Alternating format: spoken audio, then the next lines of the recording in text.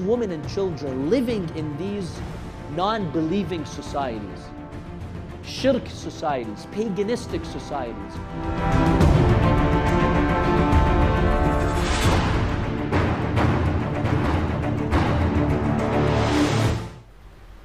नमस्कार, मैं हूं सुरेश चौहान और आप देख रहे हैं बिंदास बोल। आज का बिंदास बोल भी लगातार हम आपके सामने लेकर आ रहे हैं, जिसमें हिंदुस्तान में मुसलमानों की संख्या बढ़ेगी तो फिर क्या होगा, इस्लामी शरिया कानून आएंगे तो आपको क्या क्या सहना पड़ेगा, या आपके जीवन में क्या बदलाव होगा, आपको पता होना चाहिए। मदनी के चुनौती के निमित्त शुरू हुई चर्चा को अब हम इस दिशा में लेकर जा रहे हैं, और हमारे साथ पूर्व मुस्लिम, एक्स मुस्लिम और विद्वान जो इस्लाम के और सनातन के हैं, उनके साथ हम चर्चा को आगे बढ़ा रहे हैं। आज का ये 9वां दिन है जिसमें हम आपके सामने ये एपिसोड लेकर आए हैं और बात कर रहे हैं कि क्या होगा जब हिंदुस्तान में शरिया लागू होगा, क्योंकि अब कुछ ही वर्षों में हिंदू अल्पसंख्यक हो जाएगा और उसके बाद इस देश में आज का लोकतंत्र रहने की संभावना नहीं रहेगी। इस्लाम जहां जहां पर भी बढ़ा, वहां पर भी उसने वहां के कानूनों को बदला और अपने कानूनों को लाया। ऐसा ही एक मान्यता यह कही जाती है कि इस्लाम में गुलाम प्रथा को या सेक्स स्लेव को भी जायज ठहराया गया है क्या? इस प्रश्न का उत्तर एक्सपर्ट ही दे सकते हैं, और इसलिए आज हमने इस्लाम के जानकारों को बुलाया। अभी तक तो कोई नहीं जुड़ा, लेकिन एक्स मुस्लिम के तौर पर हमारे साथ एक लोग जुड़े हैं, और जो पहले इस्लाम में थे और फिर सनातन में आए ऐसे भी है, और फिर एक सनातनी विचारक भी है जो कि इस्लाम के भी जानकार है। ऐसे 3 लोगों के पैनल के साथ हम आज की चर्चा को आगे बढ़ाएंगे, और प्रतिदिन की तरह मौलाना मदनी का भी ये पुतला यहां रहेगा। मैं स्वागत करता हूं। हमारे साथ वरिष्ठ चिंतक महेंद्रपाल आर्य जी है। आर्य जी, आपका स्वागत है। आप कई वर्षों से हमारे साथ चर्चा में सहभागिता कर चुके हैं। परिचय के लिए बताऊं कि ये मेरठ के शहर काजी रह चुके हैं और अभी विश्व भर में सनातन और इसका तुलनात्मक स्टडी भी करके लोगों को बताते हैं। हमारे साथ कई कटमुल्लों के छक्के छुड़ाने वाले समीर है जो एक्स मुस्लिम है, और इनके सामने भी बड़े बड़े तुर्रम खान अपने आप को कहने वाले चर्चा में नहीं आते हैं। साथ ही हमारे पास करीब करीब सभी एपिसोड में लगातार संदीपन रॉय बने हुए हैं। एक युवा कितना अच्छा स्टडी कर सकता है और कितने अच्छे तरीके से अपने तर्कों को शालीनता के साथ रख सकता है। हमने देखा कि कई मुस्लिम रिप्रेजेंटेटिव आए और उन्होंने कैसे हो हल्ला करने से लेकर आरोप प्रत्यारोप करने से लेकर न जाने क्या क्या जलेबी, इनकी भाषा में कहे तो जलेबी निकालने वाली बातें की, लेकिन बहुत शालीनता से संदीपन हमारे साथ रहे। संदीपन जी महेंद्रपाल आर्य जी के शिष्य है, और वो जब तक हमारे साथ नहीं थे तब तक हमारे साथ अब जुड़े रहे थे, लेकिन आज के एपिसोड में हमारे साथ है। मित्रों, अब हमने एक नया विचार किया है कि हम सुदर्शन पर एक अलग से एक्स मुस्लिम वाली सीरीज ही जल्दी लाने वाले हैं, और उसके लिए प्रतिदिन का एक स्लॉट निर्धारित किया जाएगा बिंदास बोल में, क्योंकि मेरे पास अन्य भी विषय रहते हैं तो वो भी लेने, लेकिन वर्तमान इस सप्ताह में हम इस विषय को आगे जारी रखेंगे। आज का जो मुद्दा है उसका प्रारंभ सबसे पहले मैं करता हूं महेंद्रपाल आर्य जी से। महेंद्रपाल आर्य जी, इस्लाम में गुलामी का क्या स्थान है, और उसके बाद मैं आऊंगा सेक्स स्लेव पे। दोनों अलग करते हैं क्योंकि हम लोगों को इसमें ये दोनों की मिलावट ना लगे, दोनों अलग मुद्दों की तरह हम इसको लेकर जाते हैं। क्या स्थान है, और वो कुरान के आधार पर या इस्लामी मान्यता के आधार पर कैसे जायज ठहराया जाता है?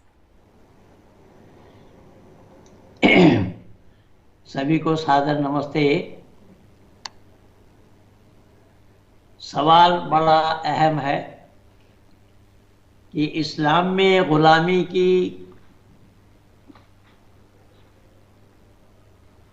जायज है या नहीं। तो सही पूछिए तो इस्लाम ही एक ऐसा है, गुलाम बनाने का तरीका इस्लाम ने दिया है और बड़े अंदाज से दिया है। गुलाम किस तरीके से बनाया जाए। लौला कुतिब मिन अल्लाहि सबक़ुम लमस्साकुम फीहा अखल्तुम अज़ाबुन अज़ीम। और अगर खुदा की तरफ से पहले ही उसकी माफी का हुक्म आ चुका होता तो तुमने तो बदर के कैदियों से छोड़ देने की बदले फिदिया लिया था।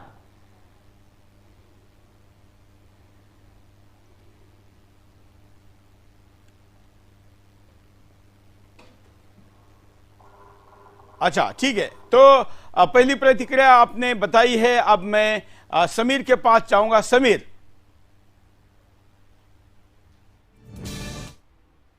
जहां तक स्लेवरी का सवाल है, सेक्स स्लेवरी का और गुलाम का सवाल है,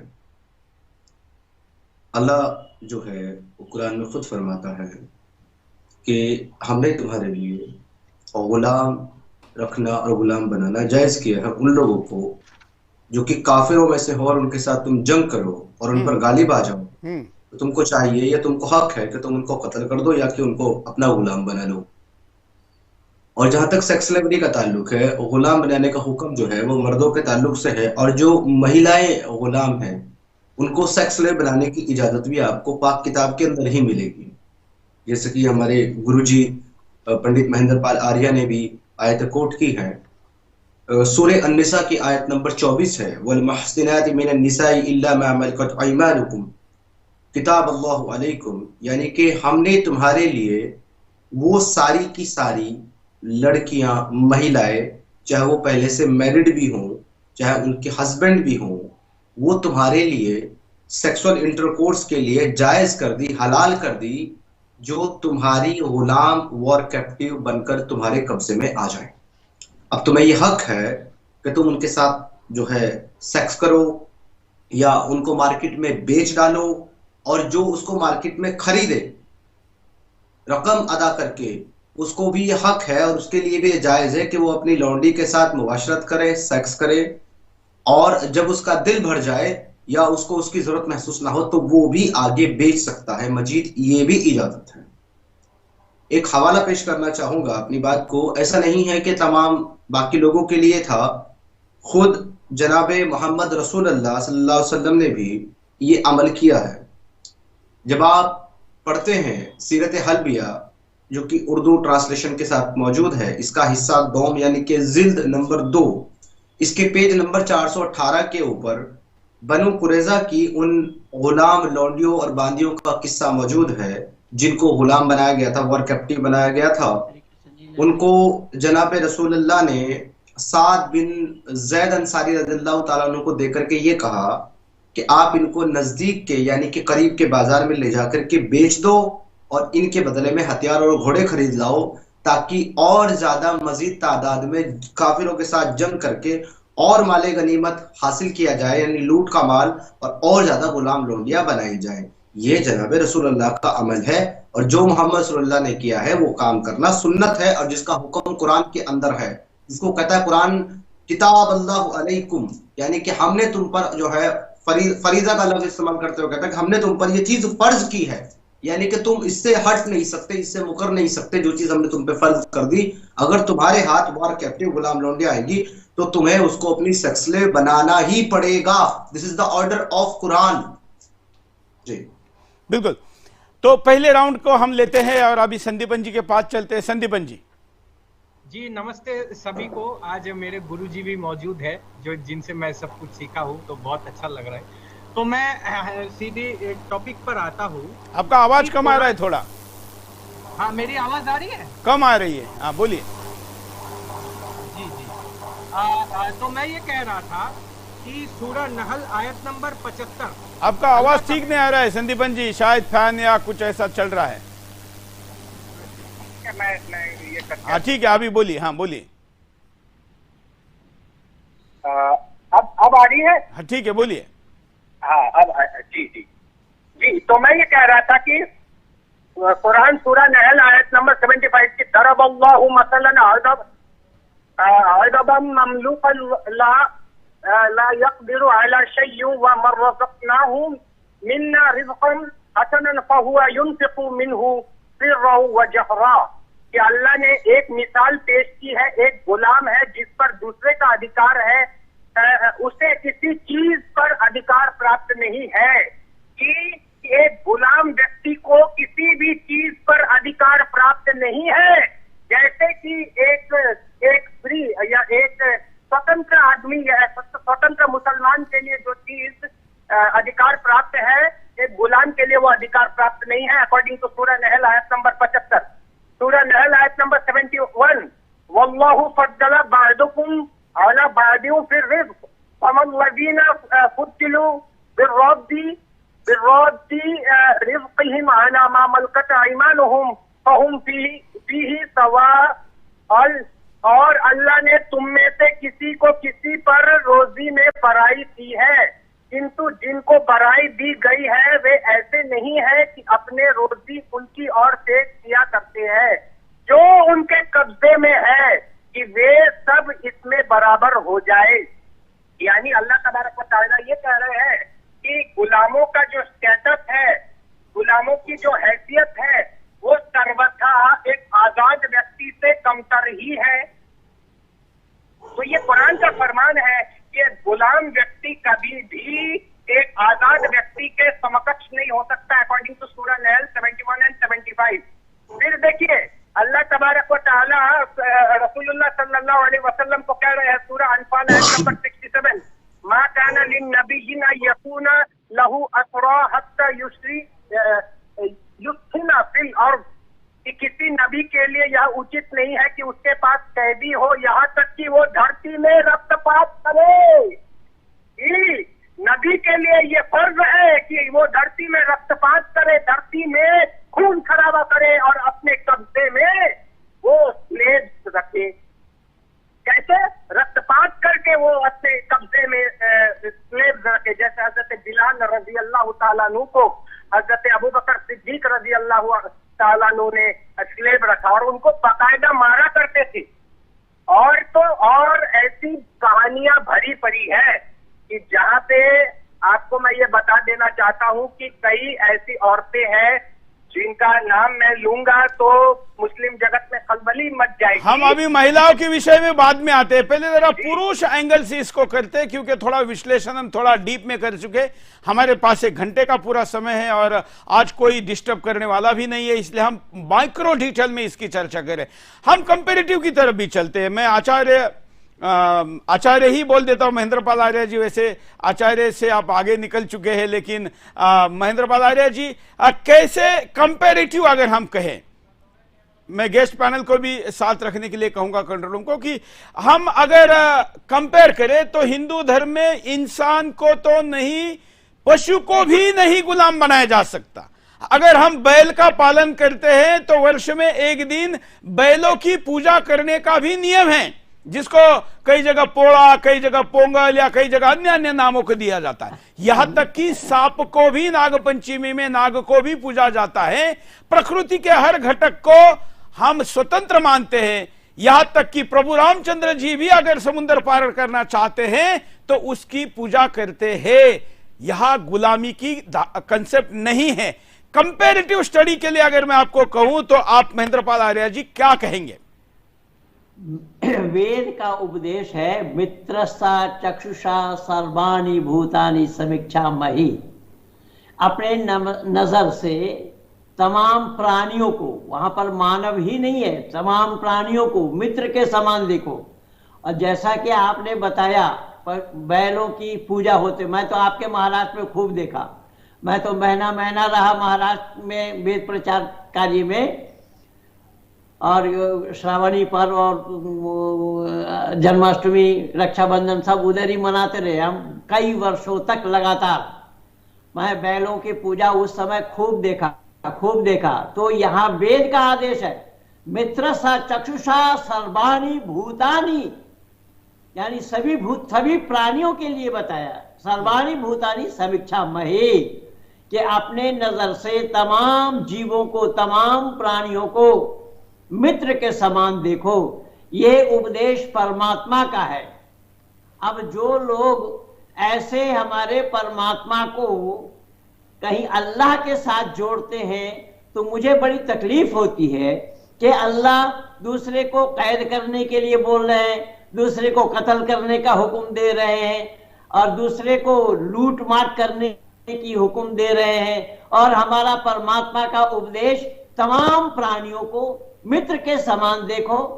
महाभारत की भाषा में भी कहा गया है, आत्मा नाम प्रतिकूलानि परिशामना समाचरेत।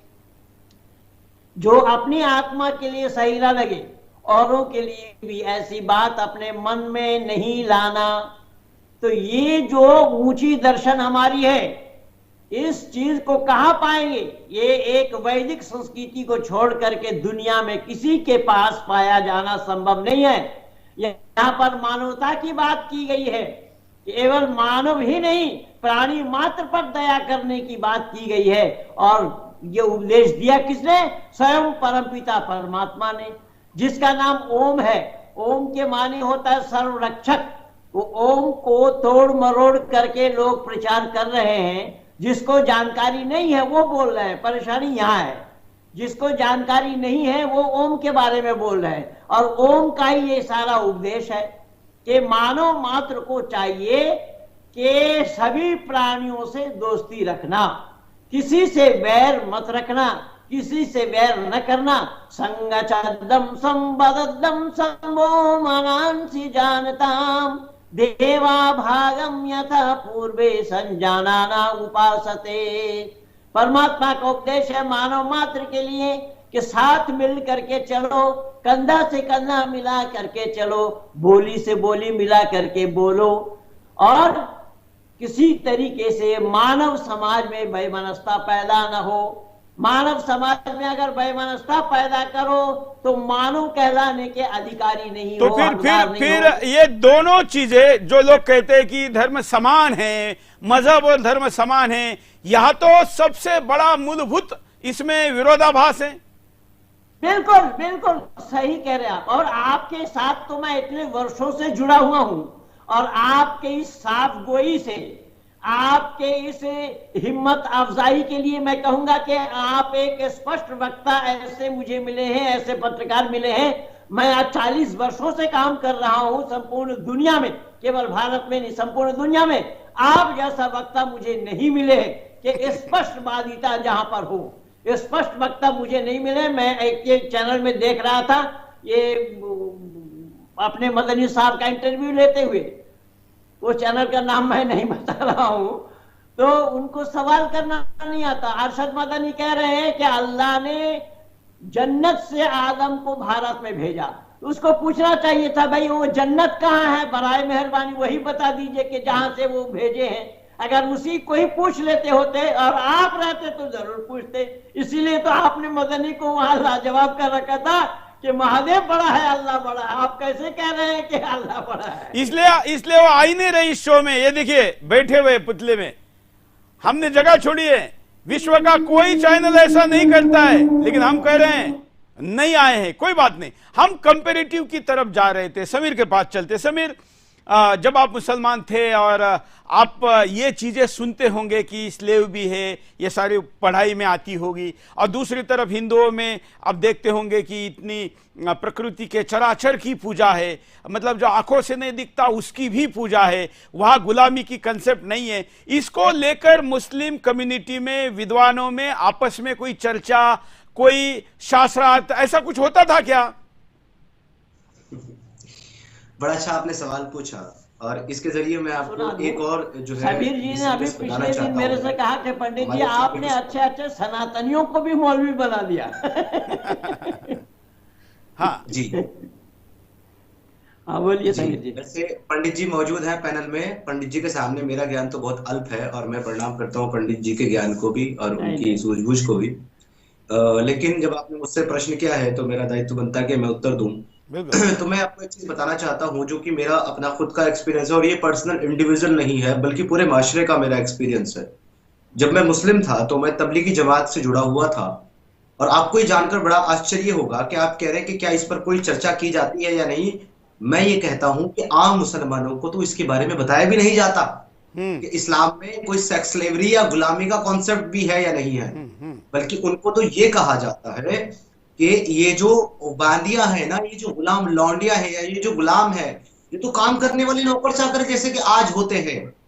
इनको काम करने वाले सर्वेंट नौकर की तरह से प्रेजेंट किया जाता है। जब मैं तबलीगी जमात का एक हिस्सा था और मैं तबलीगी जमात में जाया करता था, जो तबलीगी जमात के जो उलमा हैं, जो आलिम हैं, जो अमीर होते थे, वो इसको इस तरीके से पेश करते थे जैसे कि कोई नौकर चाकर घर में काम करने वाला मोहम्मद साहब के पास, उनकी साहबाओं के पास इस तरह की लौंडियां बांधियां जो घर में काम करने वाली हैं। और स्ट्रिक्टली हमको जो है ना इस बात की मनाही थी कि आपने ना तो कुरान का ट्रांसलेशन पढ़ना है, ना आपने हदीसें पढ़नी है, ना आपने जो है हिस्ट्री की, तारीख की किताबें पढ़नी है। आपने सिर्फ कुरान याद करना है, आपने सिर्फ जो है फजाइल वाली हदीसें याद करके वो बयान करनी है, आपने डीप डेप्थ में जाना ही नहीं। लेकिन मैं शुरू से ही जो है बहुत जहीन था इस मामले में, और जिस किसी काम में भी लगता था बहुत बहुत अंदर तक चला जाता था। तो मैं तो नहीं रुका, मैंने ये पूरा स्टडी किया और करने के बाद मैंने ये समझा, तो जब मुझे पता चला कि जिसको आज तक गुलाम मतलब एक नौकर, एक सर्वेंट बता करके पेश किया गया, वो एक्चुअल में है क्या, जब उसकी सच्चाई मुझे पता चली, मेरे तो होश उड़ गए। और मैं आज भी आपको बता सकता हूँ सुरेश जी, आज भी भारत के 90% मुसलमान ये जानते ही नहीं है कि सेक्स स्लेवरी जैसी भी कोई चीज इस्लाम का हिस्सा है, कुरान का हिस्सा है, और सेक्स स्लेव होता क्या है और गुलाम होता क्या है उनको पता ही नहीं है। और मौलवी इसकी चर्चा इसीलिए नहीं करता ताकि आम मुसलमान इसको जानकर, इसके बारे में पता करके कहीं बदजन ना हो जाए, कहीं इस्लाम से मुर्तद ना हो जाए। और जिन जिन लोगों को ये चीजें पता चलती है ना, और वो चीज वो इसको लॉजिकल तौर पर ये समझते हैं कि हाँ ये इंसानियत के खिलाफ है और ये कितनी गलत चीज है, और एक भला ईश्वर परमात्मा जो पूरे विश्व का परम परमेश्वर है, वो कैसे किसी मनुष्य के लिए ऐसा आदेश दे सकता है, ये सोच जैसे इंसान के अंदर आती है। मुसलमान से पहले एक्स लग जाता है, जैसे कि हमारे नाम से पहले लग गया, ये कारण है। नहीं मतलब चर्चा ही नहीं होती थी, लेकिन जो पढ़ते होंगे उनको तो पता ही होगा ना, तो वो क्यों बचते हैं ऐसे मुद्दों से। अगर वो कहते हैं कि हमने एक कॉमा, डॉट, फुल स्टॉप कुछ भी नहीं बदलना है, तो उसे वो स्वीकार करते, तो स्वीकार करते हैं तो बोलने में क्या हर्ज है। माननीय सुरेश जी, मैंने जैसा कि अभी आपको ये कहा है, आम मुसलमान को ना तो ये चीजें पढ़ने की इजाजत है, ना तो इन पर प्रश्न करने का उसको अधिकार है, उसको आज्ञा ही नहीं है कि तुम कुरान का ट्रांसलेशन पढ़ो, उसकी तफसीर पढ़ो, उसकी करो और आगे बयान करो, उसको है ही नहीं इजाजत। उसको ऐसा डराया जाता है कि अगर तुमने कुरान का ट्रांसलेशन पढ़ा तो वो तुमको समझ में नहीं आएगा, तुम गुमराह हो जाओगे, भटक जाओगे, इसलिए इसको मत पढ़ो। जितना तुम्हारे आलिम, तुम्हारा मौलवी तुमको बता रहा है उतना फॉलो करो। उसको पढ़ने की आज्ञा नहीं दी जाती, इजाजत नहीं दी जाती। वो इस डर से कि कहीं मैं काफिर ना हो जाऊं, कहीं मेरी जन्नत मेरे हाथ से ना चली जाए, मैं जहन्नम में ना चला जाऊं, इस डर से पढ़ता ही नहीं है। हमारे पंडित जी इस बात से बहुत अच्छी तरीके से वाकिफ होंगे, क्योंकि आलिम रह चुके हैं और मस्जिद के अंदर इमामत भी की है। ये बहुत अच्छे जानते हैं कि आम आदमी, आम मुसलमान उम्मती को तो कुछ पता ही नहीं होता। उसको तो जो मौलवी मिंबर से मस्जिद के खुतबे में बताता है, उसको तो उतना ही इल्म होता है बस, और उसका वो कभी रेफरेंस भी नहीं मांगता। आप कोई बात करेंगे, मैं कोई बात करूंगा, पंडित जी कोई बात करेंगे, तो वो आकर के बोलेगा रेफरेंस दिखाओ। लेकिन अगर मौलवी झूठी हदीसें भी सुनाएगा ना मिंबर में खड़ा होकर के कि एक बुढ़िया मोहम्मद रसूलुल्लाह के ऊपर कूड़ा डाला करती थी, तो वो कभी रेफरेंस मांगने की जरूरत नहीं करेगा मौलवी से कि कहाँ लिखा है, और ये कहीं लिखा भी नहीं है। हम मांग रहे हैं, हमें आज तक नहीं दिया किसी मौलवी ने। अच्छा, मतलब ये स्टोरी फर्जी है जी। हमने पिछले कई सालों से ये ऐलान किया हुआ है कि अगर दुनिया का कोई भी मौलवी, मुफ्ती या मुसलमान हमें ये किस्सा दिखा दे कि एक बुढ़िया मोहम्मद साहब के ऊपर कूड़ा डाला करती थी, वो बीमार हो गई तो उसकी ज़ियारत के लिए गए, तो हम जो है ना, आप सियासत की किताब से हमें ये हदीस दिखा दे, हम मान लेंगे। ये कहीं है ही नहीं, आज तक कोई मौलवी रेफरेंस ही नहीं दे पाया। पंडित जी इस पर शायद कुछ रोशनी डालना चाहते हैं। हाँ हाँ, इस पे मैं ये बताना चाहूंगा, ये ईमान का दायरा है। सवाल वहां आप कर ही नहीं सकते हैं, वहां ईमान का दायरा, इसका नाम ईमान बताया गया है। मतलब और ईमान के माने होता है विश्वास। हाँ, कुछ नहीं है, आपको विश्वास करना है कुछ नहीं है, सामने कुछ नहीं है, लेकिन आपको विश्वास करना है। आमन्तु बिल्लाहि व मलाइकतिही व कुतुबिही व रुसुलिही वल यौमिल आखिर वल क़द्रि खैरिही व शर्रिही मिनल्लाहि तआला वल बअस बअदल मौत। ये बांध दिया पूरा आपको, इससे बाहर आप जा नहीं सकते। इसी का नाम है ईमान। और ईमान में ये कहा गया, अल्लाह को मानता हूँ और फरिश्तों को मानता हूँ, रसूलों को मानता हूँ, उनकी किताबों को मानता हूँ, अच्छे बुरे का किस्मत को अल्लाह ने बनाया उसे मानता हूँ, मरने के बाद जन्नत में जहन्नुम में जाना है, इसे जो बिना छानबीन किए हुए, बिना तहकीकात किए जो मानते हैं, उसी का नाम होता है ईमानदार।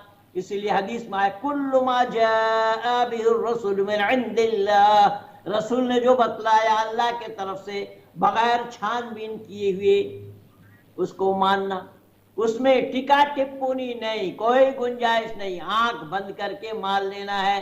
रसूल ने जो बतलाया अल्लाह के तरफ से उस पर बिना टिका टिप्पणी किए तस्लीम करना, कबूल करना, स्वीकार करना, मान लेना। कुरान में ही अल्लाह ने जिक्र फरमाया ज़ालिकल किताबु ला रैब फीह, कोई शक व शुबा की गुंजाइश नहीं इस किताब के अंदर, और उसमें हजारों शक है। जितने भी पैगंबरों के किस्सा है हर पैगंबरों के किस्से में शक है।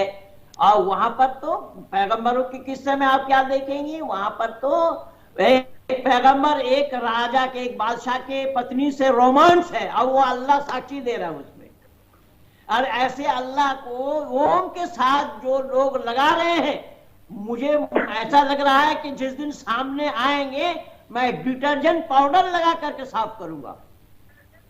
जो अल्लाह यहाँ महिलाओं को यहाँ उपदेश दे रहे हो, वल्लदीना हुम लिफुरूजिहिम हाफिज़ून, के अपनी शर्मगाह की हिफाजत करो। यहाँ सूरा माला में यहाँ बतलाया गया है आयत नंबर 29 और 30 में कि अपनी गुप्तांगों की रक्षा करो, अपने गुप्तांगों की रक्षा करो। यह अल्लाह को बताना पड़ेगा, इंसान को मालूम नहीं है कि गुप्तांग की हिफाजत करना चाहिए या नहीं करना चाहिए। इतनी सी अकल भी नहीं है इस्लाम वालों को। अब ये अंदाजा लगा लीजिए कि इस्लाम वाले अकल से पैदल है, अकल से खाली है, अकल से ये काम नहीं लेते हैं, क्योंकि वो अकल न करना मना कर दिया, वहां तो पहले ही बोल दिया कुल्लु मा जाअ बिर्रसूल मिन इंदिल्लाह। इसीलिए यहाँ पर अल्लाह ने साफ मना किया है, इल्ला अला अज़वाजिहिम व मा मलकत अयमानुहुम फइन्नहुम गैरु मालूमीन, यानी अपनी पत्नियां या जो उनकी मिल्क में हो उनके अतिरिक्त दूसरे से तो इस बात पर उनकी कोई भर्सना नहीं है, यानी अपने पत्नी जैसे औरों के साथ भी तो उसमें कोई ममानियत नहीं है। तो खैर कहने का तात्पर्य मेरा यह है कि ईश्वर का उपदेश मानव मात्र के लिए यही नहीं है। हमारे यहाँ पर परमात्मा का कोई उपदेश ऐसा नहीं है कि तुम अपनी शर्मगाह की हिफाजत करो, तुम अपनी शर्मगाह को छुपाओ। ये उपदेश परमपिता परमात्मा का नहीं है। परमपिता परमात्मा ने मानव मात्र को अक्ल सलीम अता फरमाया है और अवश्य में वक्तव्यम कृतम कर्म शुभाशुभम बताया कि अवश्य ही भोगना है कि हुए कर्मों का फल शुभ हो और अशुभ हो। अगर अकल से काम लोगे तो इंसान कहलाओगे। इसीलिए क्या बोला, सत को ग्रहण करने में और असत को छोड़ने में सर्वदा उद्यत रहना चाहिए मानव मात्र को। परमपिता परमात्मा का सारा उपदेश इंसानी अकलियत पर है और यहाँ पर अकल पर ताला डाला जा रहा है। यहाँ अकल पर ताला डाला गया है कि अकल पर दखल न दो, अकल से काम न लो। अकल से ये काम लिए होते तो ऐसे कितने रोमांस। अल्लाह बोल रहे हैं कि ये पैगंबर दोषी है या नहीं है, तो देखो इसका कुर्ता कहाँ से फटा, आगे से फटा या पीछे से फटा है। वो भी एक नवजात शिशु दूध मुही बच्चा से बोलवा रहे हैं, और दूध मुही बच्चा से बोलवाया जाना सब प्रकृति नियम के विरुद्ध है। इसीलिए ऋषि दयानंद ने बताया अपने अमर ग्रंथ सत्ता प्रकाश में कि जो सृष्टि नियम को नहीं जानता वो कुछ भी नहीं जानता, परमात्मा को भी नहीं जान पाएगा। तो अल्लाह को भी परमात्मा के बारे में नहीं मालूम है, वो कहां से बोलेंगे। ठीक है, हम पुनः इस मुद्दे की तरफ आते हैं। हालांकि आप इस मुद्दे के संदर्भ में ही बोल रहे, लेकिन समीर, जैसे कि मैं बार बार ये कह रहा हूं कि बहुत बड़े युवा हाईटेक सॉफ्टवेयर इंजीनियर मुस्लिम हैं, कई जगह साइंटिस्ट है, कई जगह बड़ी बड़ी कंपनियों में काम करते हैं, सोशल मीडिया और मीडिया में बड़े बड़े नाक से प्याज छिलने वाली जैसी कहावतें, ऐसा करने वाले आयुब राना या ऐसे कुछ नाम मुझे ठीक से याद नहीं आ रहा है, ऐसे कई लोग हैं। उन लोगों का इन मुद्दों पर क्या तर्क होता है? वहां तर्क बना है तो तर्क करेंगे कहां से? वो तो ईमान का दायरा है, वो ईमान से बाहर हो जाएंगे। जैसे हमें थोड़ा मैं ना महेंद्र बालारे जी समीर से लेते हैं, क्योंकि आप दो पीढ़ियां यहां पर है, दो पीढ़ियां। तो इसलिए थोड़ा ये जो सोशल मीडिया वाली, हालांकि आप सोशल मीडिया पे भी बहुत एक्टिव है महेंद्र पाल आर्य जी, लेकिन फिर भी ये जो लोग हैं ये क्या सोचते हैं समीर? इन लोगों का तो सीधा उसूल है कि मैंने जैसे कि आपको बताया, आप किसी भी न्यूज चैनल पर इनको बना ले, ये एक नया ही इस्लाम आपको पेश करेंगे जो एग्जिस्ट ही नहीं करता किताबों में, ना तो कुरान में, ना हदीसों में, ना शरिया की किताबों में, ना इज्मा में, ना सुन्नत में, कहीं आपको इस्लाम नहीं मिलेगा जो ये पेश करेंगे। क्योंकि ये जो इस्लाम पेश करते हैं वो अलतकैया वाला है। अब इसके पीछे की दो वजह है, या तो इस्लाम को जानते नहीं है, या जानते तो हैं लेकिन इस्लाम की सच्चाई लोगों के सामने नहीं आए, इसलिए बदल करके और गड़ी हुई झूठी सुगर कोटेड बातें बताते हैं और इस तरह की चीजें जो है प्रोपेगेंडा करते हैं। जैसे कि मदनी ने अभी ये घटिया हरकत की है, इन मदनियों ने, कि ओम को अल्लाह से मिलाने की कोशिश की है, तो ये उसी घटिया हरकत का एक नतीजा है। सीधी सी बात आप एक समझ लें सर, मैं कटु वचन कहता हूं एकदम बहुत सीधा सा। इस्लाम कहता है कि इस्लाम एक ऐसा अकेला वाहिद मजहब है दुनिया का जो सच्चा है, उसके अलावा बाकी सारे झूठे हैं। सनातन धर्म जो है इस्लाम की नजर में झूठा, एक फेक प्रोपेगेंडा धर्म है, लेकिन ये झूठा धर्म उनके अकॉर्डिंग ये कहता है कि आओ हमसे हमारे बिलीफ, हमारे तथ्यों के ऊपर शास्त्रार्थ करो, हम ओपन हैं, हम तैयार हैं इसके लिए जब भी तुम चाहो। लेकिन एक सच्चा मजहब, एक सच्चा दिन जो अपने आप को सच्चा कहता है, वो शास्त्रार्थ नहीं करना चाहता। वो ये कहता है कि नहीं, हम शास्त्रार्थ नहीं करेंगे, हमारा जो बिलीव है हम इसी को मानेंगे और तुमको भी यही मानना पड़ेगा, हम तुमको इसी की दावत देते हैं, बिना शास्त्रार्थ किए, बिना नानुकुर किए, बिना सवाल जवाब किए इसमें दाखिल होना होगा। मतलब आप अपना बिलीव दूसरों के ऊपर थोपेंगे, जब कोई उसकी दलील मांगेगा या उसके तथ्य पर आपसे बात शास्त्रार्थ करना चाहेगा, बात करना चाहेगा, तो आप वो नहीं करेंगे।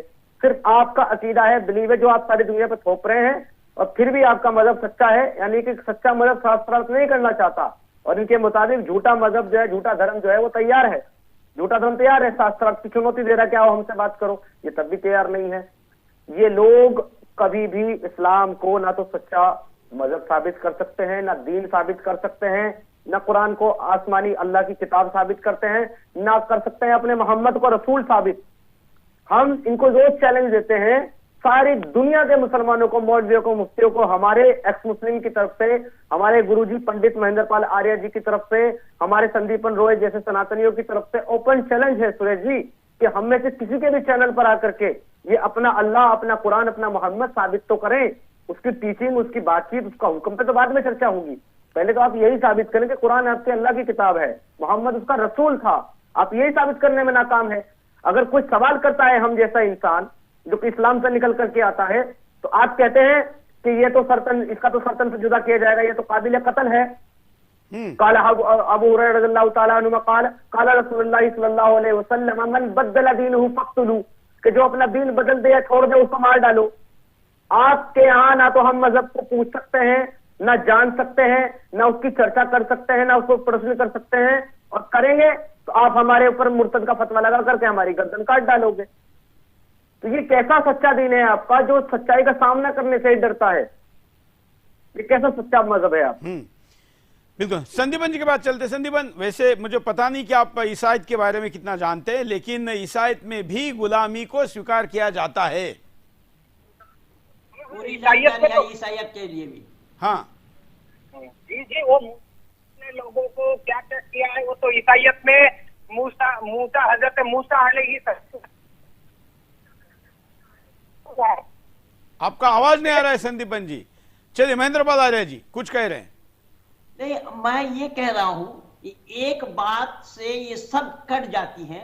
हमारे यहाँ की मान्यता है, वैदिक संस्कृति है, मनु महाराज लिखते हैं यस्तर्केनु अनुसद्धत्ते सधर्म वेद नेतारा, कि हर बात को तर्क के कसौटी पर कसो, अगर जवाब दे तो मानना, जवाब ना दे मत मानो।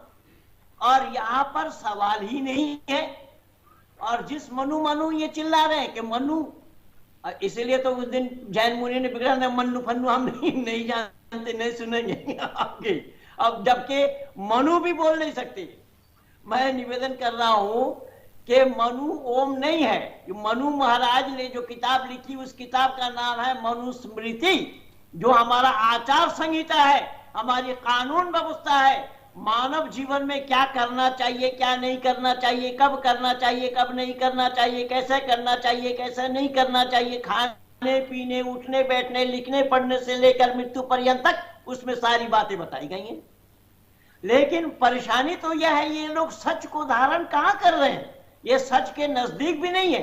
ये यहाँ पर तर्क करना मना है बता रहे हैं, और हमारे यहाँ पर तर्क को ऋषि कहा गया। तर्क वही ऋषि, यानी तर्क करना क्या है, ऋषि का काम है। तर्क को ऋषि कहा गया है, लेकिन यहाँ तर्क मना है।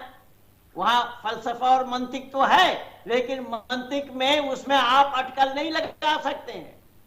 वहां 2 और 2 5 लिखा है तो 5 ही मानना पड़ेगा आपको। आप तस्लीम नहीं कर सकते 2 और 2 4 ही होगा। आप अपने तरफ से तस्लीम नहीं कर सकते हैं, तस्लीम उन्हीं की हुई है, और ये सारा काम अल्लाह का है, और इसी को ही ये लोग फॉलो करते हैं, इसी पर ही ये लोग अमल करते हैं, इसी पर ही इनकी दारोमदार है। तो सारा चीज इनकी जो है वो अंधकार में है। तो अंधकार में विचरण करने वाले कभी भी सच्चाई का मुकाबला न किया है, न करना संभव है, न कर सकते हैं। ये कयामत तक छूट है। मैं तो कयामत तक समय दे रखा हूं, प्रलय के दिन तक समय दे रखा हूं कि वेद को झुठला कर देखो। वेद के ऋषि परमपिता परमात्मा ने ऋषियों के द्वारा हमें जो ज्ञान दिया है वो मानव मात्र के चहुमुखी विकास के लिए ज्ञान दिया है। मानव मात्र को क्या करना क्या नहीं करना ये सारा ज्ञान दिया है। लेकिन कुरान में ज्ञान नाम की कोई चीज कहां है? वहां मानवता की कोई बात नहीं है। जो कुरान का हिंदी अनुवाद किया मौलाना फारूक खान, उनके साथ मेरा डिबेट हुआ 2004 के 1 अगस्त में दिल्ली के खारी बावली आर्य समाज में। मैंने 4 सवाल किया, एक का भी जवाब नहीं दे पाए, और मैंने यहां तक बोला कि इस्लाम में इंसानियत की बू भी नहीं है, यानी इस्लाम में इंसानियत का गंध भी नहीं है। इंसानियत नाम की कोई चीज नहीं है, मानवता की कोई चीज नहीं है, मानवता की कोई बात नहीं है। मानवता की बात अगर हुई होती तो ना पशु के गले में छुरी चलाने की बात आती, ना मानव समाज के मानवों के गले में छुरी चलाने की बात आती, ना कत्ल गारत करने की बात आती, ना इसको मारो उसको पीटो, यहाँ जाओ वहां जाओ, मक्का छोड़ो मदीना जाओ, मदीना दखल करो फिर मक्का दखल करो। ये दखल वाली बात ये सारा अल्लाह का किया हुआ, बिल्कुल बिल्कुल सब अल्लाह का दिया हुआ है। तो ऐसे अल्लाह के साथ परमात्मा का क्या मेल है? बिल्कुल समीर, मैं आज शो करने के पहले, क्योंकि मैं हर विषय पे जब भी कोई विषय हाथ में लेता हूं तो उसकी बाल की खाल निकाल देता हूं, और इसलिए मैंने पिछले दिनों से जब से इस सीरीज को शुरू करने का निर्णय किया, मैंने खाड़ी देशों में 30-40 वर्षों से रह रहे हिंदुओं से भी बात की, कुछ ऐसे मुसलमानों से भी बात की जो हमसे बात करते हैं। मैंने उनको कहा आज के एपिसोड में चर्चा करने के लिए कि वह इसको लेकर क्या सोचते हैं, कि इस्लाम में गुलामी को लेकर क्या सोचा जाता है। हमारे यहाँ तो गरीब से गरीब व्यक्ति भी, यहां तक कि कोई नशा करने वाला व्यक्ति भी ये कहेगा कि गुलामी जायज नहीं है। मैंने जब उनको कहा तो उन्होंने कहा सुरेश जी आपका एक फंडामेंटल मिस्टेक हो रहा है। मैंने कहा क्या? बोले आप हिंदुस्तान की धरती पर खड़े होकर ऐसा सोच रहे हैं क्योंकि आपके पास एक दूसरा उदाहरण है कि जहां गुलामी नाम की प्रथा नहीं है। यहां इन्होंने दूसरा कुछ देखा ही नहीं है, इसलिए कोई चीज बुरी या अच्छी है ये तब पता चलेगा जब कोई एप्पल टू एप्पल कंपैरिजन होगा, या कंपैरिजन करने का कोई माध्यम ही नहीं है, इसलिए ये बुरा है ऐसा मानने के बजाय यही सत्य है ऐसा कहकर उसको आगे लेके जाते हैं। समीर जी, मैं आपको एक चीज बताऊं, जो लोग ये कहते हैं कि सेक्सुलेवरी या गुलामी जो है उस टाइम पर थी जब पूरी दुनिया में गुलामी थी, गुलामी का कॉन्सेप्ट था। आज इस्लाम में इसको फॉलो नहीं किया जाता। मैं कहता हूँ वो सबसे बड़े झूठे हैं, क्योंकि आप अगर हिस्ट्री को पढ़ेंगे और हिस्ट्री की किताबों को पढ़ेंगे तो आपको 1980s तक ओपनली 1980 तक आपको अरब के अंदर गुलामी का कॉन्सेप्ट मिलेगा, सेक्सुलेवरी का कॉन्सेप्ट मिलेगा, क्लियरली ओपनली मिलेगा 1980 तक। लेकिन 1980 में जब तालिबान ने अपने यहाँ अभी लाया है, 2023 में तालिबान ला रहा है, चल रहा है। मैं वही आ रहा हूँ, मैं सब चीजें कवर करूंगा, आपको मैं बता रहा हूँ 1980s तक मैं बता रहा हूँ अरब के अंदर ओपनली ये चीज प्रैक्टिस की जा रही थी। और आज भी, आज जो है मानवाधिकार है, यूएन है, हमारे पास इतनी सारी संस्थाएं, तो उनका डर है, इसलिए आज भी ये चीजें जो है अरब के अंदर ओपनली नहीं तो अलग अलग तरीके से ढके छुपे तौर पर आज भी प्रैक्टिस की जाती है। और आपको बड़ा ताज्जुब होगा ये सुनकर कि दुबई, सऊदिया और ईरान और इराक और मिस्र के अंदर ऐसे एंड्रॉइड एप्लीकेशन प्ले स्टोर पर ही मौजूद हैं जहां आप ऑनलाइन स्लेव गुलाम खरीद और बेच सकते हैं, और ये आज भी प्रैक्टिस किए जा रहे हैं अरब के अंदर। और ताजा एग्जांपल जैसे कि आपने बताया, अभी आईसिस का ताजा एग्जांपल देख लीजिए, जिन्होंने यजीदियों को अपनी सेक्स स्लेव बनाया। वो 15-15, 16-16, 18-18 साल की जो लड़कियां थी, जब उनको छुड़ाया गया यजीदी वुमन को आईसिस के कब्जे से, तो वो अपने साथ 2-2, 3-3, 4-4 बच्चे लेकर के आई हैं। आप मुझे बताइए कि ये बिन बेहाई महिलाएं, ये बच्चियां, ये लड़कियां, वो बच्चे कहां से लेकर के आई हैं? वो सेक्स स्लेवरी का नतीजा है, उसका रिजल्ट है। इसके अलावा तालिबान आज की डेट में भी अफगानिस्तान के अंदर सेक्स स्लेवरी को जो है प्रैक्टिस भी कर रहा है, इसको प्रमोट भी कर रहा है और इसको इस्लाम का अभिन्न अंग मानता है। और जब जब जहां जहां भी दुनिया के अंदर शरियाई हुकूमत नाफिज होगी, शरिया नाफिज होगा, काफिरों के साथ मुसलमानों की जंग होगी, वहां वहां ये प्रैक्टिस किया जाएगा, क्योंकि ये अल्लाह का फर्ज है, हुक्म है, जो फर्ज है। और जैसे कि आप नमाज छोड़ेंगे क्योंकि नमाज फर्ज है, आपको गुनाह होगा। आप रोजा छोड़ेंगे क्योंकि रोजा फर्ज है, आपको गुनाह होगा। आपके पास पैसे हैं, आप हज नहीं करेंगे, आपको गुनाह होगा। आप ज़कात नहीं देंगे, आपको गुनाह होगा।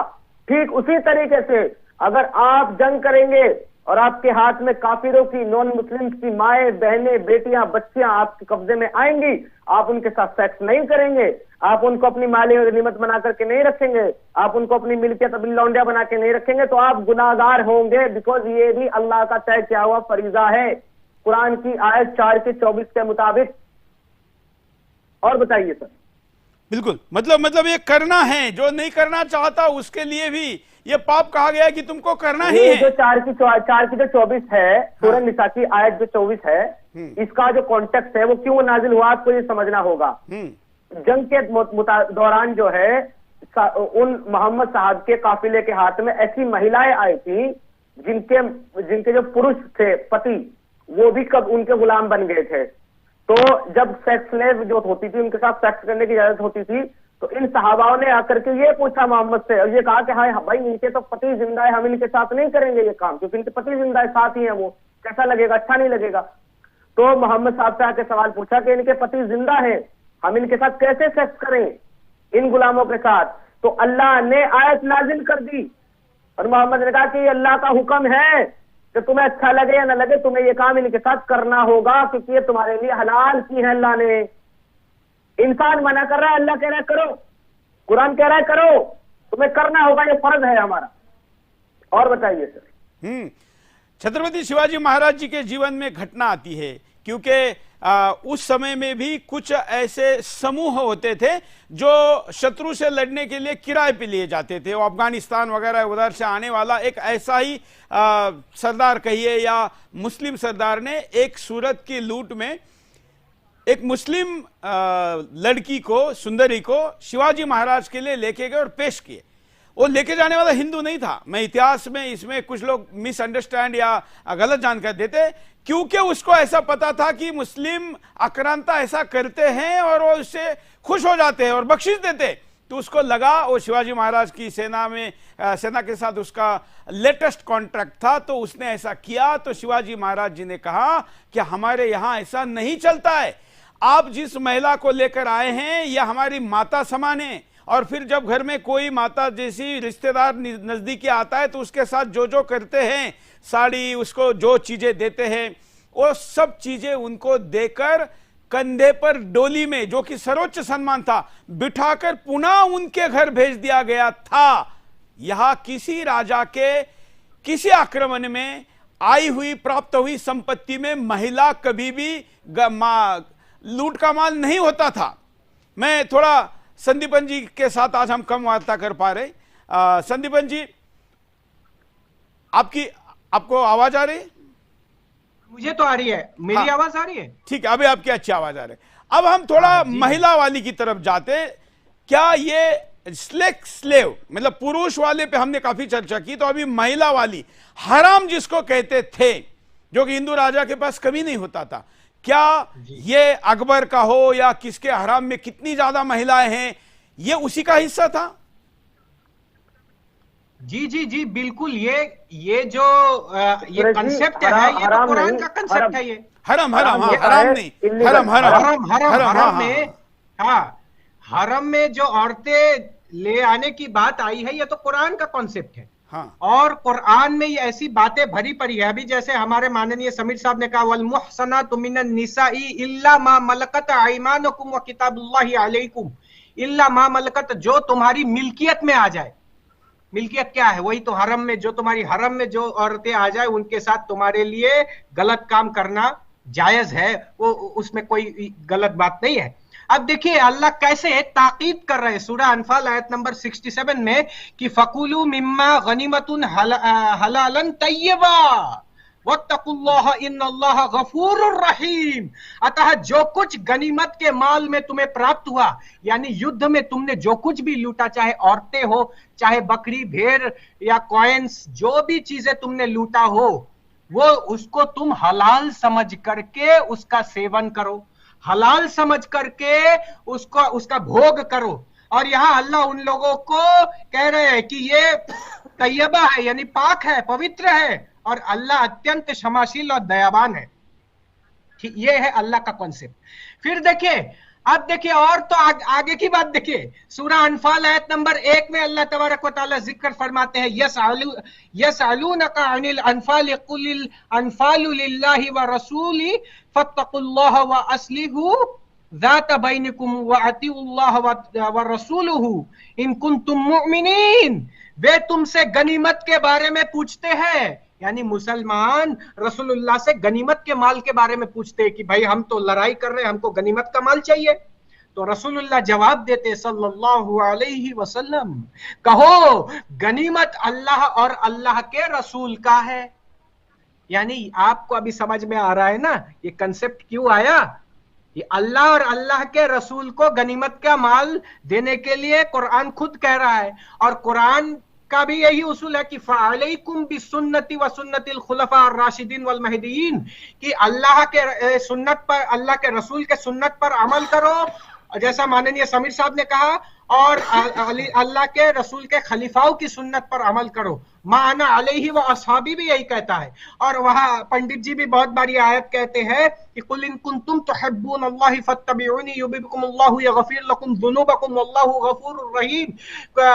वातिउल्लाह वातिउर रसूल, अल्लाह की इताअत करो और अल्लाह के रसूल का इताअत करो। तो यहाँ अल्लाह के रसूल को गनीमत का माल देने की बात कही जा रही है। बिल्कुल, बिल्कुल। तो मुसलमान भी तो अल्लाह के रसूल को मान करके गनीमत के माल को पा करके औरतों को लूटने का ये पूरा सिस्टम इनके लिए भी हलाल है। बिल्कुल जी। महेंद्रपाल जी, अगर मानिए कि जैसे हिंदुस्तान में तो गैर मुसलमान महिलाएं शिकार होगी, कहीं यजदी होगी, कहीं और कोई होगी, लेकिन जहां और कोई नहीं है वहां मुस्लिम महिलाएं भी इसलिए होती है या नहीं होती है? हाँ बिल्कुल। मैं आपको ये बताऊं, दो बातें मैं बता रहा हूं, और दो बातों में से एक बात आपकी है, जो आपने अभी गौहर बानू वाली बात घटना सुनाई। गौहर बानू नाम था उस महिला का। हाँ। जिसके उस महिला क्या, वो बहू थी, एक बहू थी, बहू। बिल्कुल बिल्कुल। उसको पकड़ करके लाया गया। तो शिवाजी, माता जीजा ने शिवाजी को क्या सिखाया था? मातृवत पर नारेशु पर द्रव्येशु रोष्टमत आत्म सर्वभूतेषु यह पश्यति स पश्यति, के पराया बहन बेटी को माँ के समान जानना, दूसरे के धन को मिट्टी के ढेला के समान जानना। जो ऐसा नहीं जानता है वो देखता हुआ भी अंधा है। तो माता जीजाबाई ने अपने बेटे शिवाजी महाराज के कान में ये भरी थी बचपन में लोरी देते देते। तो शिवाजी महाराज उस वैदिक संस्कृति के वो धरोहर थे और महाराष्ट्र के प्राण थे विशेष करके, और मैं बहुत संपूर्ण भारत के प्राण थे। मर्यादा उनकी अलग थी। वो अपने मर्यादा को सामने रखते हुए दुनिया के सामने रखा कि ऐसी मेरी जीजाबाई होती तो मैं भी इतना सुंदर होता। बिल्कुल। ये एक उदाहरण नजीर पेश करता है संपूर्ण मानव समाज में। लेकिन अब यहाँ अल्लाह का आदेश सुन ले। हमारे दोनों विद्वानों ने आपको अल्लाह का हुक्म सुनाया और मैं वैदिक संस्कृति में परमात्मा का आदेश सुना रहा हूं। और ये दुनिया के लोग या विशेष करके जो अपने को मुसलमान कह रहे हैं, क्या वो अकल में ताला डाले हुए हैं? वो हमारी बात को जानने नहीं चाहते, हमारी बात को समझने का प्रयास नहीं कर रहे हैं कि अल्लाह क्या है और ईश्वर क्या है, ईश्वर का आदेश क्या है, ईश्वर का हुक्म क्या और अल्लाह क्या फरमा रहे हैं। तो जब अल्लाह और ईश्वर के दोनों के हुक्म एक नहीं है तो दोनों एक कैसे हो सकते हैं? दोनों को एक मानना ये जहालत है, जहालत। जी बिल्कुल। मेरा प्रश्न ये था कि जो मुसलमान ऐसा समझते होंगे कि हिंदू समाप्त हो जाएंगे और एक गजवा हिंद होगा और उसमें फिर हम सब सुरक्षित होंगे, तो ऐसा तो नहीं है ना, क्योंकि मुस्लिम महिलाएं भी बनाई जा सकेगी। मैं आपको इसके लिए मैं आपको ये बता दूं कि ये दिन में स्वप्न देख रहे हैं, ये देश हम ऐसा होने नहीं देंगे, लेकिन जो इस कारण इस गजवा हिंद के आग में अपना सब कुछ डालने के लिए तैयार हैं, उन लोगों के लिए यह समझाया जाए कि यह हिंदू जब तक बहुसंख्यक है तब तक ही मुस्लिम महिलाएं सुरक्षित है। नहीं, ये तो है ही। बाकी मैं आपको ये बता रहा हूं कि आप होने नहीं देंगे कह रहे हैं। yes. आप तो भारत माँ के लाल है, भारत माँ के फौज है, इसलिए आप ये कह रहे हैं। लेकिन मैं कह रहा हूं आत्मिक हृदय की बातों को कि गजवाए हिंद हो चाहे हिंद गजवा हो, भारतवर्ष ऋषि मुनियों का देश है। इन ऋषि मुनियों के देश में ऐसी जुल्म करने वालों की राज होना संभव नहीं है। पहले की बात नहीं रही, जो हो गया सो हो गया, अब वो बात नहीं रही और ना हो पाएगा ना कर पाएंगे। ये ऋषि मुनियों का देश है, ऋषि मुनियों की कितनी त्याग और तपस्या है। हमारे केवल यहाँ देखिए, आप तो वहां पर ये महिलाओं की बातें आप सुन रही हैं, हमारे दोनों विद्वानों ने महिलाओं की बातें सुना है। हमारे यहाँ पर केवल ऋषि नहीं होते, ऋषिकाएं होती हैं, लेकिन इस्लाम में कोई महिला को पैगंबर बना करके दिखाए। इस्लाम में महिलाओं को पैगंबर बनने की अनुमति है या नहीं, दिखाए। कहां है इस्लाम में स्त्री और पुरुष की समान दर्जा? हमारे यहां पर वही मैं बता रहा कि माता जीजाबाई ने जो अपने शिवाजी को जो रटाया था, मातृवत पर्दा रेशु रटाया था, पराया महिलाओं को मां के समान जानना, क्या ये शिक्षा है? अगर ये शिक्षा इनके पास हुई होती या अल्लाह जानते होते तो और महिलाओं को भी मां समझने का उपदेश देते। लेकिन यहाँ मां समझने का उपदेश तो नहीं है, वहां पर पकड़ करके लाओ, अपने हरम भरो। अब वो हरम भर रहे हैं क्या हराम भर रहे हैं, तो वही जाने। समीर कुछ कह रहे? समीर जी, आप तो ये जो बात कर रहे हैं सुरेश जी कि अगर जो काफिर है वो खत्म हो जाएंगे तो लौंडी का कॉन्सेप्ट क्या खत्म हो जाएगा क्या? नहीं। और आप कह रहे हैं कि मुसलमान को भी गुलाम लौंडी बनाया जा सकता है, तो बिल्कुल सही है, आप सही कह रहे हैं, और इसका रेफरेंस कुरान में ही मौजूद है। जब आप सूरह अन-नूर सूरह नंबर 24 की आयत नंबर 31 को पढ़ेंगे तो वहां पर हुक्म दिया जा रहा है मुसलमान औरतों को, वकुल लिल मोमिनाति बादुहुम मिन अब्सारिहिन्ना, यानी कि यहाँ पर मोमिनात के लिए जिक्र किया जा रहा है। जो मोमिन औरतें हैं उनको बताया जा रहा है कि तुम अपनी निगाहें नीची करो और अपनी असमत को छिपा करके रखो और तुम अपनी ज़ैब ज़ीनत को छिपा कर रखो और पर्दा करो। किन लोगों से? किन लोगों के सिवा? तो जिन लोगों के सिवा बताया जा रहा है उसमें उसका शौहर है, उसका बाप है, उसके भाई हैं, उसके बेटे हैं और उसका मालिक है। मालिक है, इसके लिए लफ्ज आया है वहां पे आगे, औ निसाइहिन्ना औ मा मलकत अयमानुहुन्ना, और जहां भी ये लफ्ज आएगा औ मा मलकत, इसका मतलब ही होता है मिल्कियत वाली लौंडिया।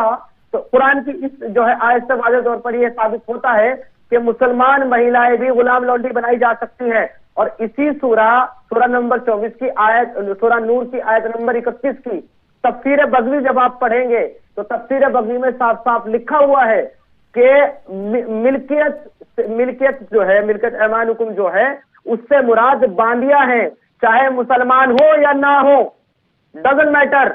गुलाम इससे मुराद नहीं है, बल्कि इससे गुलाम लौंडिया मिल्कियत मुराद है। वो मुसलमान हो या ना हो, वो तब भी गुलाम लौंडी बनाई जा सकती है।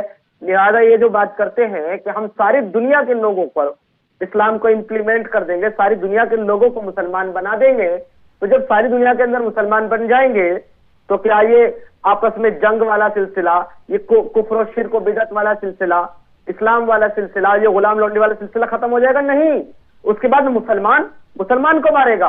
वो किस लिए? कि जो आज फतवे देते हैं शिया सुन्नी के ऊपर, सुन्नी बरेलवी के ऊपर, बरेलवी देवबंदी के ऊपर, वो अहले हदीस के ऊपर, वो जो है किसी और के ऊपर, ये जो किसी और के ऊपर फतवे निकालते हैं कि ये काफिर हैं, ये शिर्क करते हैं, ये अल्लाह के दुश्मन हैं, फिर ये तलवार लेकर के आपस में एक दूसरे को मारेंगे और एक दूसरे की माँ बहन बेटियों को ही ये मिल्कियत बनाएंगे सूरह अन-नूर के आयत के मुताबिक।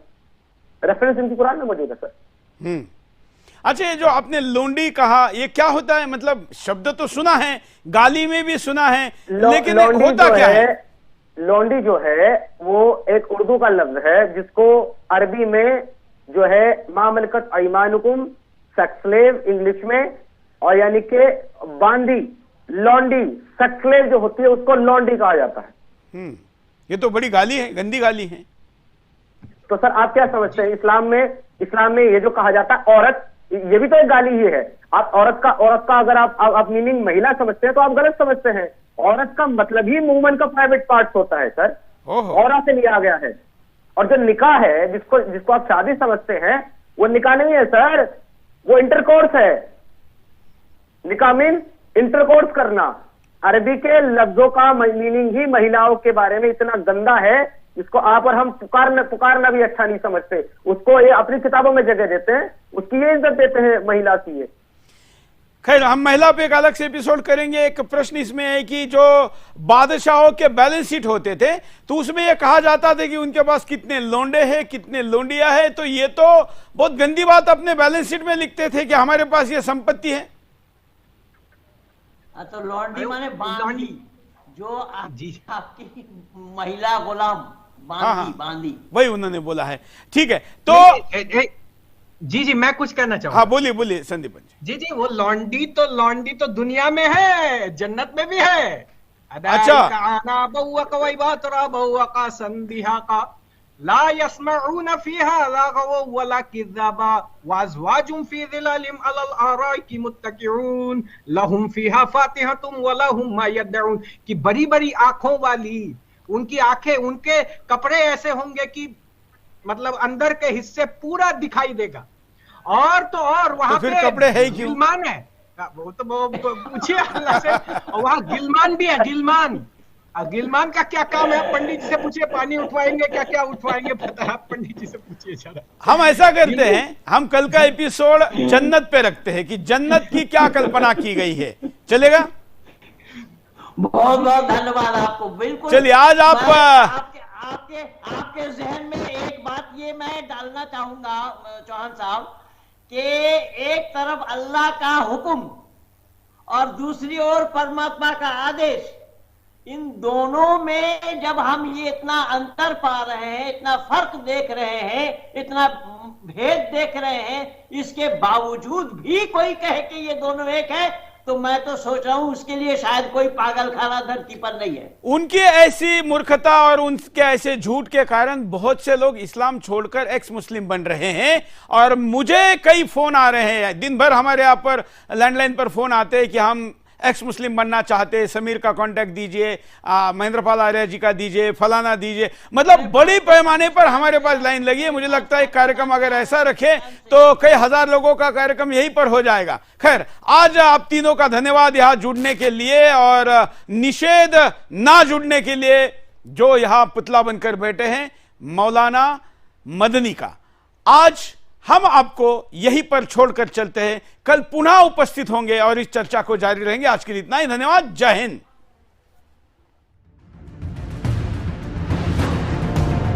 These women and children living in these non-believing societies, shirk societies, paganistic societies,